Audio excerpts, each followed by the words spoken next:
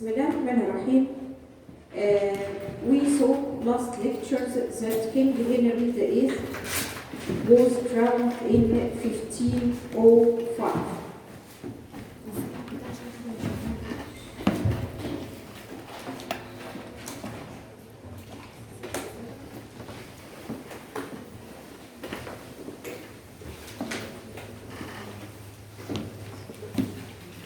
And as we saw that the most important man in his government was Wolsey, Cardinal Wolsey. In بالظبط كده 1525 سنة 25 he began to contemplate a divorce from his wife. And as you remember, his wife was his elder brother's wife, Arthur. Mary, okay, Catherine of Aragon, and she had a daughter, Mary.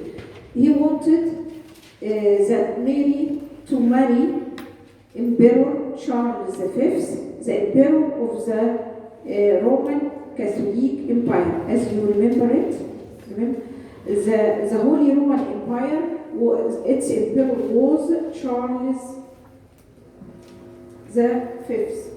Okay, Holy Roman Empire.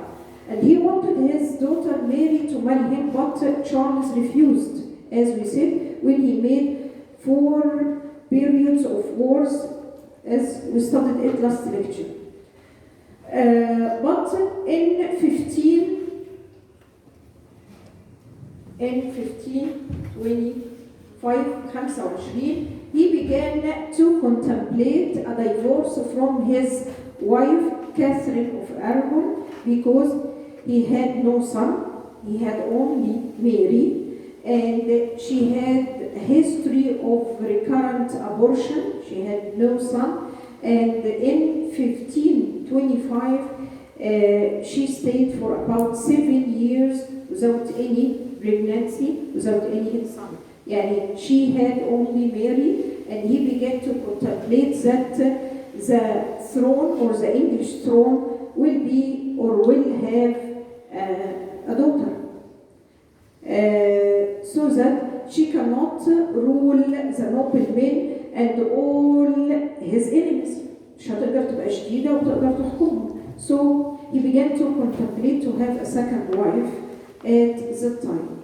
Spiritually, he thought that he should have a divorce because she was بعد 20 سنة يعني she was his brother's wife.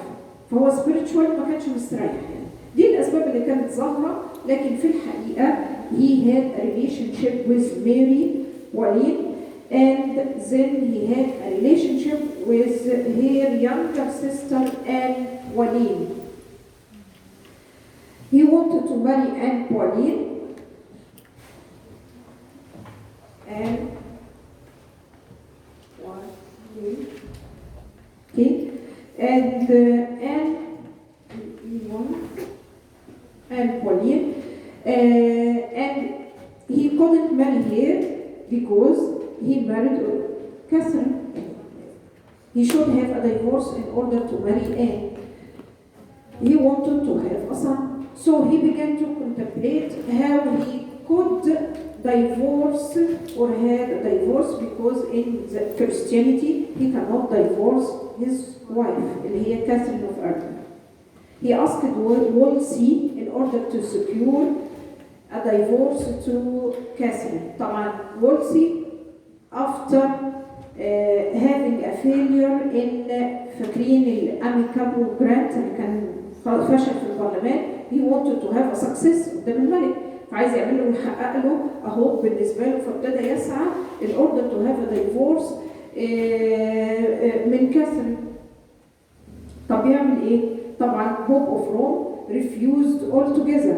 مين كان بيساند الرأي ده وبيضغط على البوب؟ تشارلز نفسه، لأن كاثرين تعتبر his aunt، فما كانش عايز طبعا، فضغط على البوب كليمنت. And as you remember last lecture, he kidnapped and imprisoned him، لما خطف البوب و imprisoned him، وده اللي خلى كينج هنري to go to France and to have an alliance اتحاد مع فرنسا or the French king against the Holy Roman Empire اللي هي طبعا under the leadership of Charles V. دي الأسباب الرئيسية إن هو to have a divorce and to make an alliance with France على الرغم إن فرنسا كانت his enemy في الأول، بس دي الأسباب الحقيقية يتحد مع فرنسا against Charles V اللي تعتبر عمته أو his aunt Catherine of Aragon. طبعا the Pope refused to grant a divorce. طب يعملوا إيه؟ ابتدوا يتحركوا في اتجاهات مختلفة. في حوالي 1528 وصلوا لسنة 1528 1528 he began to have a court or a trial in order to investigate طبعا under the leadership of Wolsey as a representative of the Pope. ما هو دلوقتي كاردينال وولسي يعتبر وجوده in England as a representative of the Pope. هيبتدي يعمل محاكمة كده trial كده في الكورت in order to investigate يعني يحقق كده ويشوف spiritually ينفع ان كان ينفع جواز هنري من كاثرين ولا ما كانش ينفع. طبعا وقتها اياميها البوب اللي كان موجود منحهم a permission in order to marry.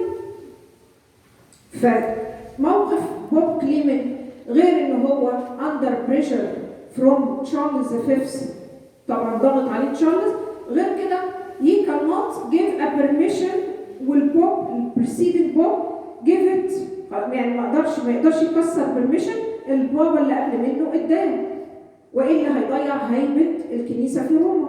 اوكي، فما يقدرش to grant a divorce. فولسي ابتدى يعمل الحكايه كده لوكال ان انجلاند، ابتدى ينظر في الامر. اوكي، بعد جاب واحد اسمه كاردينال كامبيجيو.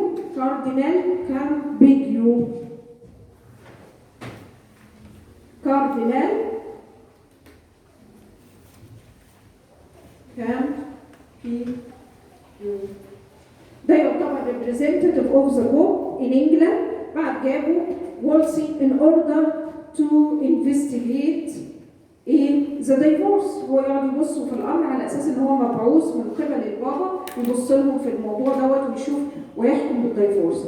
طبعا كامبيجيو بسبب باوامر البابا by the orders of the Pope راح مأجل الحكايه شويه واداهم فرصه to Catherine in order to have a defense يعني against this court. الكلام ده كنا وصلنا لماي 15 وصل شهر مايو 1529 في 29 ظهرت كاثرين فجأة suddenly in the court. طبعا بسبب كامبيجيو وتشارلز وبوب كليمن كلهم اتحدوا ان هم يأجلوا القضية لغاية لما وصلت الحكاية سنة 29. كل ده وهنري wanted to marry Anne Boleyn وعلى علاقة معاها وعايز to have a son.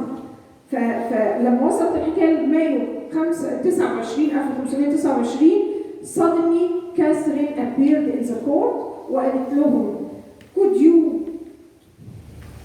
contemplate a law made by the king. مين يقدر يدي an order to the king؟ إذا كان اللو أصلاً made by the king himself. You cannot have any trial against the king because he is the law. هو القانون نفسه، هو اللي بيضع القانون. انتوا تاخدوا قانون ضده فما ينفعش.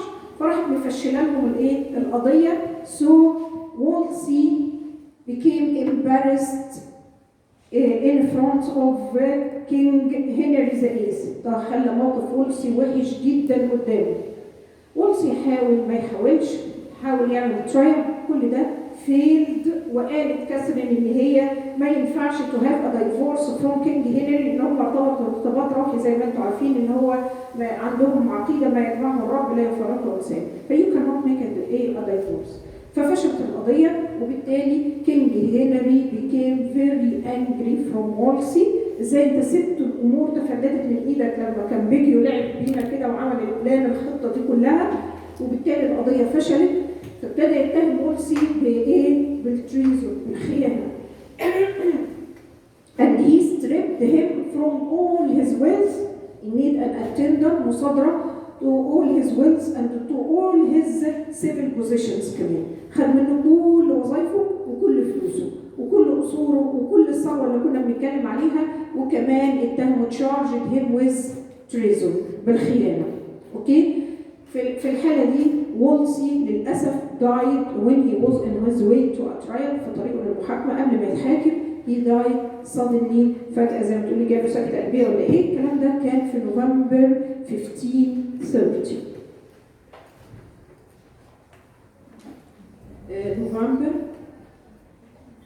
1530 اوكي 1530 اوكي. هنا دايت وولسي، لكن ده اثبت لنا عده اشياء. الريزلت اوف ذيس ترايل او المحاكمه طبعا فيلد ترايل دي اثبتت لنا عده اشياء. that the real